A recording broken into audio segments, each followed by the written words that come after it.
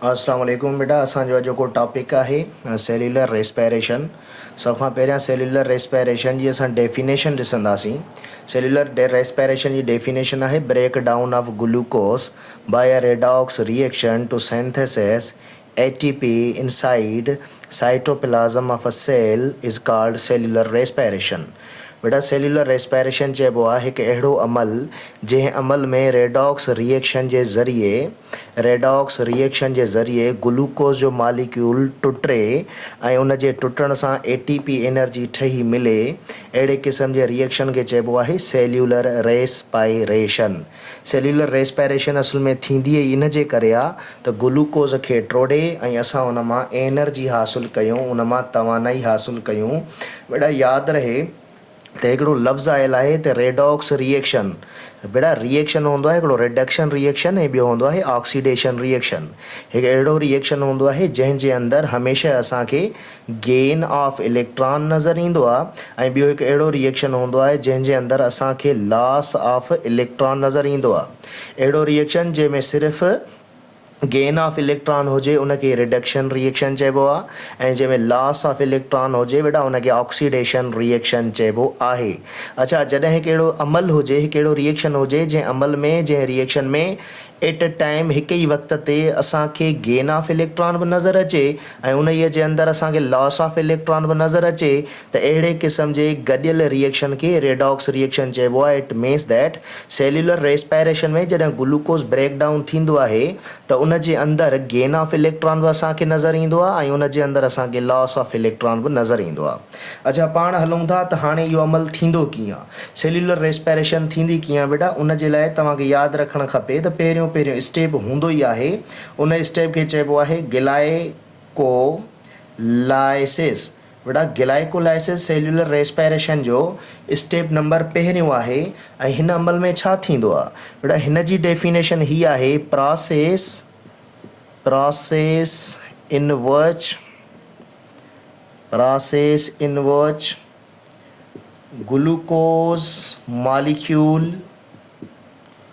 glucose molecule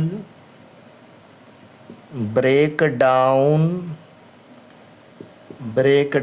into 2 pyruvic acids या 2 pyruvates।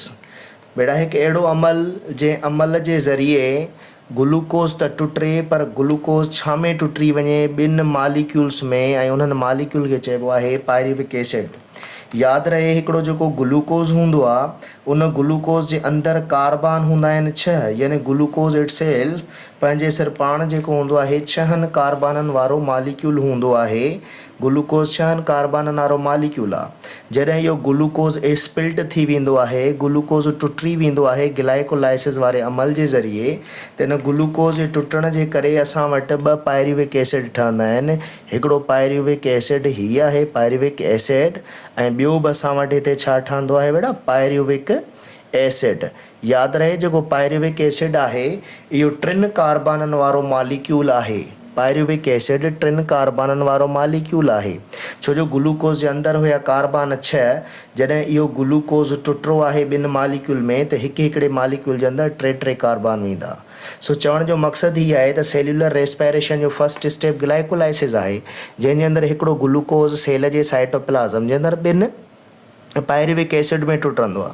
अच्छा, जॾहिं 2 पायरुविक एसिड ठही वेंदा त पोइ हाणे छा थींदो आहे, या त इहे पायरुविक एसिड जेके आहिनि इन एरोबिक रेस्पिरेटरी पाथवे जे ज़रिए अॻिते हलिया वञनि। बेटा वंस अगेन मां रिपीट थो कयां त जॾहिं ही 2 पायरुविक एसिड ठही वञनि, 2 पायरुविक एसिड जे ठही वञण सां ऑप्शन हिकिड़ो हूंदो आहे, या त वधीक इहे पायरुविक एसिड जेके आहिनि उहे एनएरोबिक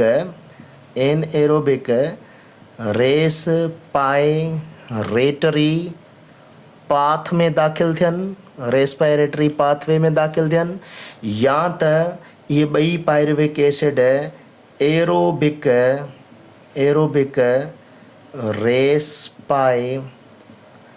रेस्पिरेटरी पाथ में दाख़िल थियनि, पाथ में वञनि।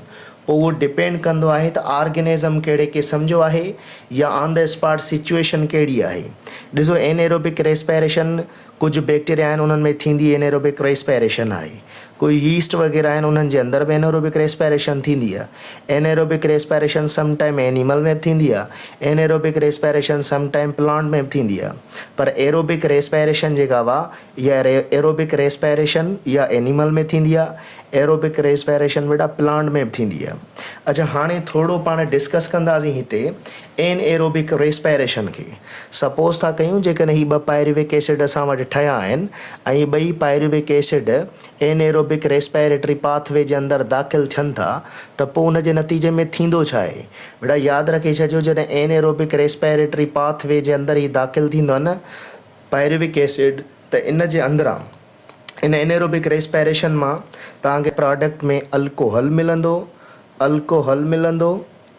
या त हिन जी लैक्टिक एसिड ठही मिलंदो। बेटा जेकॾहिं एनेरोबिक रेस्पिरेशन थिए ऐं एनेरोबिक रेस्पिरेशन में अल्कोहल ठही मिले त अहिड़े क़िस्म जी एनेरोबिक रेस्पिरेशन खे अल्कोहलिक एनेरोबिक रेस्पिरेशन चइबो आहे या उनखे अल्कोहलिक फर्मेंटेशन चइबो आहे। पर जेकॾहिं एनेरोबिक रेस्पिरेशन हुजे ऐं उन एनेरोबिक रेस्पिरेशन में बाय प्रोडक्ट में लैक्टिक एसिड ठही वञे त लैक्टिक एसिड जेको आहे ठही वञण जी नतीजे में तव्हां हिनखे चवंदो लैक्टिक एसिड एनेरोबिक रेस्पिरेशन या हिनखे चवंदो लैक्टिक एसिड फर्मेंटेशन। ठीकु आहे, पर जेकॾहिं इहे 2 पायरुविक एसिड एनेरोबिक जे बजाय एरोबिक रेस्पिरेटरी पाथवे में वेंदा आहिनि त एरोबिक रेस्पिरेटरी पाथवे में वञण खां बाद में छा थींदो आहे, इन्हनि 2 पायरुवेट जी ऑक्सीडेशन थींदी आहे। छा थींदो आहे, oxidation of pyruvate, oxidation of pyruvate या ऑक्सीडेशन ऑफ पायरुविक एसिड। ऐं जेकॾहिं वाकई एरोबिक रेस्पिरेटरी पाथवे जे अंदरि ही 2 पायरुविक एसिड वञनि ऐं उन जे अंदरि वञण खां बाद में जॾहिं उन जी एरोबिक रेस्पिरेशन थींदी त स्टेप नंबर 2 सॾिबो आहे ऑक्सीडेशन ऑफ पायरुवेट। सो पहिरियों स्टेप आहे ग्लाइकोलाइसिस जेको कॉमन स्टेप सॾिबो आहे। बेटा ही MCQs आहे कम जो, यादि रखे छॾियो ग्लाइकोलाइसिस जेका वा इनखे चइबो आहे common step in between the both aerobic respiratory pathway as well as anaerobic respiratory pathway. Aerobic respiratory pathway हुजे या एनेरोबिक रेस्पिरेटरी पाथवे हुजे, ग्लाइकोलाइसिस ॿिन्हिनि में कॉमन हूंदी आहे, ॿिन्हिनि में थींदी आहे। लिविंग ऑर्गेनिज़म कहिड़ो बि हुजे, एनिमल हुजे, प्लांट हुजे, फंजाई हुजे, कहिड़ो बि लिविंग ऑर्गेनिज़म हुजे, सभिनी में ग्लाइकोलाइसिस थींदी आहे। आफ्टर दी ग्लाइकोलाइसिस जॾहिं पायरुविक एसिड ठही वञनि त पोइ ऑप्शन 2 हूंदा आहिनि, सिचुएशन ते इहो डिपेंड कंदो आहे, ऑर्गेनिज़म ते डिपेंड कंदो आहे। या त पायरुविक एसिड जेके आहिनि एनेरोबिक रेस्पिरेटरी पाथवे जे अंदरि दाख़िल थींदा या इहे पायरुविक एसिड जेके हूंदा आहिनि एरोबिक रेस्पिरेटरी पाथवे जे अंदरि दाख़िल थींदा। मां सवेर तव्हांखे ॿुधायो जेकॾहिं एनेरोबिक रेस्पिरेटरी पाथवे जे अंदरि इहे 2 पायरुविक एसिड वेंदा त उन में या त अल्कोहल ठहंदी या त उन में लैक्टिक एसिड ठहंदी।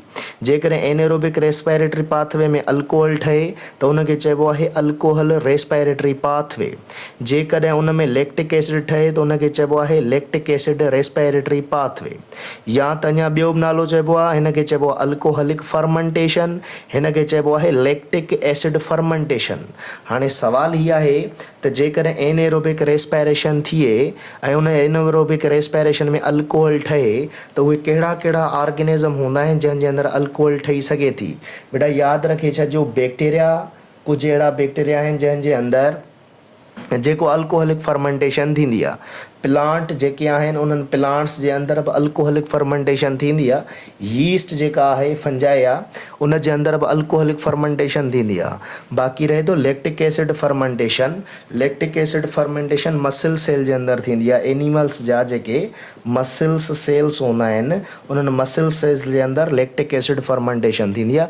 तंहिंजे करे असां एनिमल में कॾहिं एनेरोबिक रेस्पिरेशन थींदी बि आहे त उनखे लैक्टिक एसिड फर्मेंटेशन चइबो आहे। ऐं प्लांट जे अंदरि बैक्टीरिया जे अंदरि या यीस्ट जे अंदरि जेका फर्मेंटेशन थींदी आहे या एनेरोबिक ब्रेकडाउन थींदी आहे त उनखे अल्कोहलिक फर्मेंटेशन या अल्कोहलिक एनेरोबिक रेस्पिरेशन चइबो आहे। ठीकु आहे, हाणे जेको नेक्स्ट असांजो लेक्चर हूंदो उन नेक्स्ट लेक्चर जे अंदरि असां एनेरोबिक रेस्पिरेशन खे डिटेल में सम्झंदासीं ऐं उन खां बाद में एरोबिक रेस्पिरेशन खे डिटेल में सम्झंदासीं। Wish you best of luck, see you soon, till then take care.